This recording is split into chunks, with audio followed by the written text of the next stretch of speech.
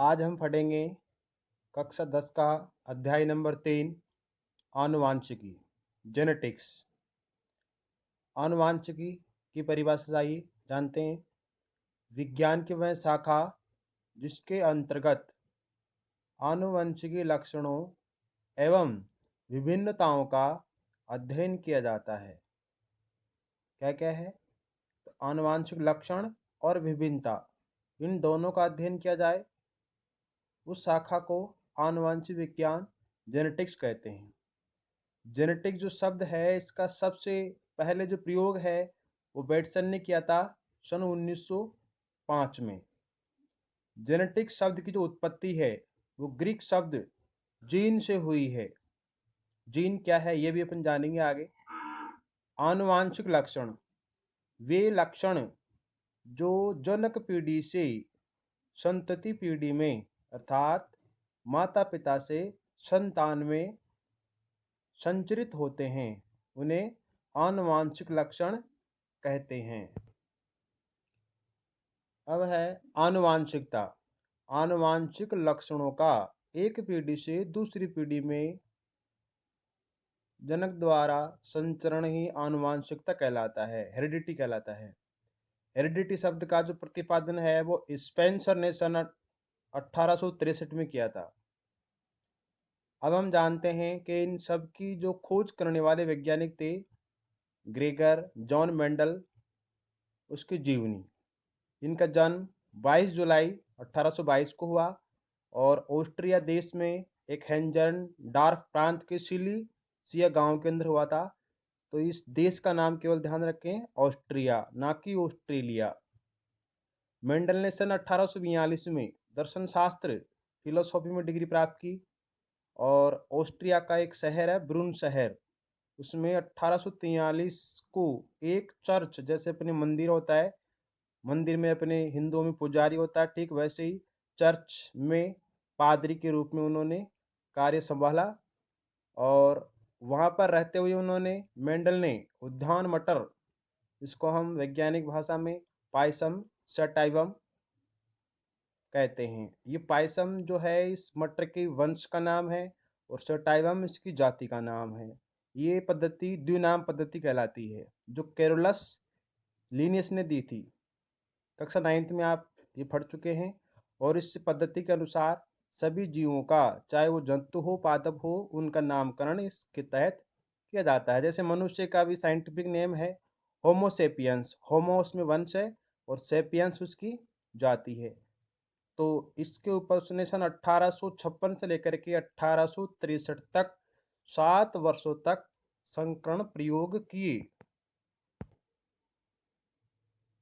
प्रयोगों से प्राप्त निष्कर्षों को सन 1865 में एक ब्रून सोसाइटी ऑफ नेचुरल हिस्ट्री, जो प्राकृतिक के विभिन्न अध्ययनों को शोध के द्वारा परखती है, तो उनके सामने शोध पत्र के रूप में मेंडल ने उसे प्रस्तुत किया। और सन 1866 में ये जो प्रयोग इन्होंने किए थे उनको उस सोसाइटी की वार्षिकी में यानी वर्ष के अंत में पादप संकरण प्रयोग नामक शीर्षक से उसको प्रकाशित किया, अर्थात पुस्तक में छापा। इन प्रयोगों के परिणाम के आधार पर आनुवंशिकता के जो नियम थे उनका प्रतिपादन किया गया, जिसे मेंडलवाद या मेंडलिज्म कहते हैं। और 6/1/1884 में इनकी मृत्यु हो गई। अब है मेंडल की सफलता के मुख्य कारण, जिसके द्वारा मेंडल को सफलता मिली। तो मेंडल ने एक समय में एक ही लक्षण की वंशांगति का अध्ययन किया। ऐसे नहीं कि एक साथ दो दो तीन तीन लक्षणों का अध्ययन किया, एक बार में केवल एक ही लक्षण का।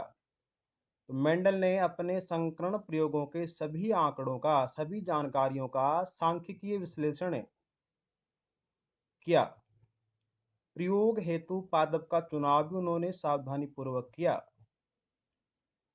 मेंडल ने मटर के पादप को ही क्यों चुना, तो उसके पीछे कुछ कारण थे। पहला है, मटर का पादप एक वर्षीय पादप है, तो कम समय में अनेक पीढ़ियों का अध्ययन उससे किया जा सकता है। एक वर्षीय पादप से तात्पर्य है वे पादप जिनका जीवन काल एक वर्ष में ही पूर्ण हो जाता है या एक वर्ष से कम समय उसमें लगता है। दूसरा है पादप, द्विलिंगी पादप होता है। द्विलिंगी अर्थात नर और मादा जननांग दोनों एक ही पादप में पाए जाते हैं, जिससे स्वपरागण, परागण दो प्रकार का होता है, स्वपरागण और परपरागण। परागण की परिभाषा है पुंकेसरों से परागकणों का वर्तिकाग्र के ऊपर जाके गिरना, परागण कहलाता है। अगर एक ही पादप के पुष्प में हो तो स्वपरागण, और दूसरे पादप के पुष्प से हो तो परपरागण कहलाता है। तो द्विलिंगी पादप होने के कारण स्वपरागण से समयुग्मजी पादप उत्पन्न करने से शुद्ध वंशक्रम अर्थात जो संतति प्राप्त होती है उसमें 100% जनक लक्षणों को प्राप्त किया जा सकता है। विपुंसन, विपुंसन तात्पर्य है द्विलिंगी पादप को हम एक लिंगी बना सकते हैं, अर्थात जैसे कि मादा लिंग को काट देंगे तो नर बन जाएगा और नर लिंग को काट देंगे तो मादा बन जाता है। तो इस विधि के द्वारा हम कृत्रिम प्रांगण आसानी से इसमें करा सकते हैं। चौथा है मटर के पौधे में विभिन्न विपर्यासी लक्षणों की जोड़ी पाए जाते हैं अलग अलग, जैसे कि लंबापन है, बोनापन है आदि। जिन 7 लक्षणों के ऊपर मेंडल ने प्रयोग किए वो निम्न है। इसमें एक तो है प्रभावी, दूसरा है अप्रभावी। प्रभावी तात्पर्य है वह लक्षण जो अपने आप को F1 पीढ़ी में प्रकट करता है उसको प्रभावी बोलते हैं, जो प्रकट नहीं कर पाता उसको अप्रभावी बोलते हैं। तो पादप की ऊंचाई में लंबा प्रभावी है, बौना प्रभावी है, पुष्प की स्थिति है, परिपक्व फली की आकृति, परिपक्व फली का रंग, पुष्प का रंग, बीज की आकृति, बीज का रंग। इस प्रकार से 7 वर्ष तक उन्होंने 7 विपर्यासी लक्षणों पर अध्ययन किया। इसके बाद देखिए मेंडलवाद की पुनः खोज, यानी मेंडल के द्वारा दिए गए नियमों की पुनः खोज की गई। तो 35 वर्ष के बाद हुआ ऐसा, 35 वर्ष तक मेंडल के नियमों की उपेक्षा होती रही। तो 35 वर्ष बाद हॉलैंड जो कि एक देश है के ह्यूगो डी ब्रिच, जर्मनी के कार्ल कॉरेंस और ऑस्ट्रिया के एरिक वॉन शेरमैक ने अलग अलग कार्य करते हुए मेंडल के नियमों की पुनः खोज की और यह खोज सन 1900 में की गई। इनकी खोज के बाद में मेंडल के सभी नियम सही पाए गए। इसके बाद में कुछ शब्दावली उनके द्वारा जो दी गई थी उस प्रकार से। पहला है जीन, आनुवांशिकी लक्षणों को नियंत्रित करने वाले कारक को जीन कहते हैं। और ये जीन जो शब्द है ये जोहानसन ने सन 1909 में दिया था। जैसे जोहानसन, जैसे जीन, तो इसको आप आसानी से एक ट्रिक के माध्यम से ज्ञात कर सकते हैं। युग्म विकल्पी एलिलोट्रॉप, किसी जीव में एक लक्षण को नियंत्रित करने वाले जीन को दो विपर्यास यानी अलग अलग स्वरूपों को युग्म विकल्पी कहते हैं। अलग अलग स्वरूप कैसे, जैसे कि पादप की ऊंचाई के लिए 2 विकल्प होते हैं, लंबे के लिए कैपिटल टी और बौने के लिए स्मॉल टी। तो दोनों मिलकर के एक लक्षण लंबापन जो गुण है लक्षण है उसको नियंत्रित करते हैं और दोनों विपर्यासी हैं, अलग अलग हैं। आगे हैं समयुग्मजी, होमोजाइगोस, जब किसी लक्षण को नियंत्रित करने वाले जीन के दोनों युग्म विकल्पी एक समान हो, जैसे capital T T small T T, तो ये समयुग्मजी कहलाता है।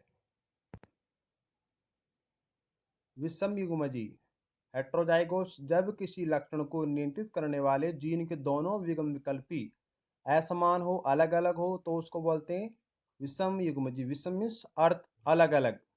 लक्षण प्ररूप, किसी सजीव का बाह्य स्वरूप लक्षण प्ररूप कहलाता है, फिनोटाइप कहलाता है। जैसे हमें किसी सजीव के बाहर कुछ संरचनाएं, हाथ पैर नाक कान जीभ आदि का दिखाई देना बाह्य स्वरूप में आते हैं तो इसको अपन बोलते हैं लक्षण प्ररूप। जीन प्ररूप से तात्पर्य है किसी लक्षण की आनुवांशिक रचना जो हमको बाहर से दिखाई नहीं देती है, शरीर के अंदर आनुवांशिक रचना के रूप में पाई जाती है, उसको हम जीनोटाइप कहते हैं।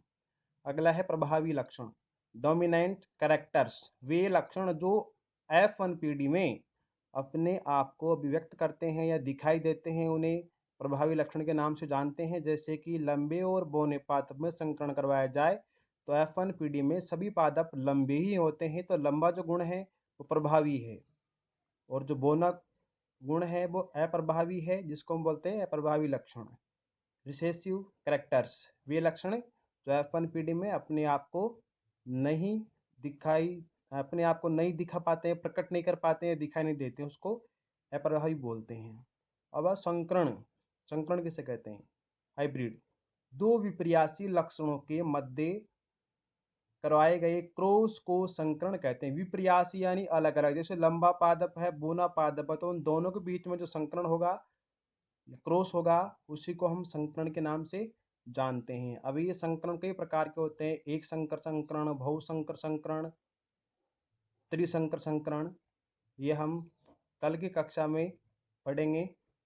आज के लिए इतना ही और धन्यवाद।